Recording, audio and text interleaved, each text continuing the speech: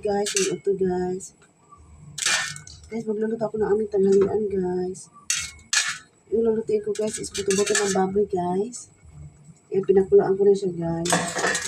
So, hindi ko siya malambot guys, patigas pa guys. Yan guys, matigas pa guys.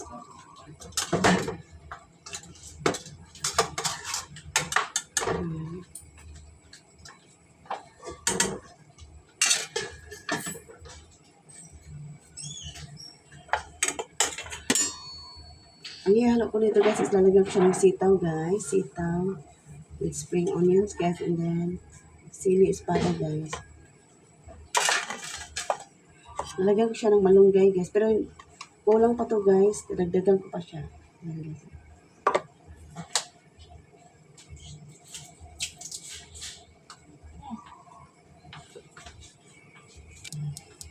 Guys, malambot na guys yung aking buto-buto ng baboy guys.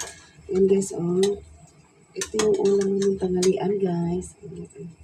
Hi guys, good morning. Ayan guys. Dito, Aure. Ano ba? Ang simgamot. Lulungan naman.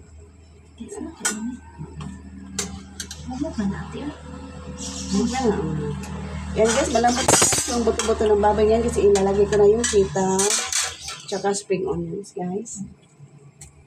Yan guys, ito yung aming tanghalian guys.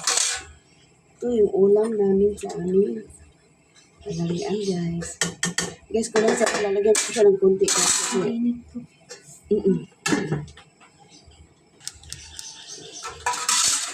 Hi guys.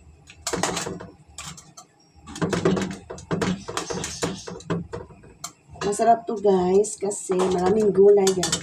Ayan guys, yung malunggay guys is ayan guys, maraming malunggay guys. Ubusin ko siya lahat guys. Ilalagay ko dito mamaya sa akin nilagang buto-buto ng baboy guys. Lagyan ko siya ng tubig kulang. Ayan guys, kunti lang sabaw guys. Ayan guys, ayan. Lagyan ko siya ng tubig guys.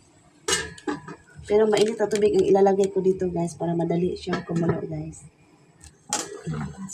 Ini. Yan guys, lalagyan ko siya ng may katubig sa ito.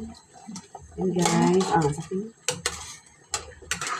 Dagdagan ko siya ng mainit na tubig guys kasi konti lang yung sabaw guys.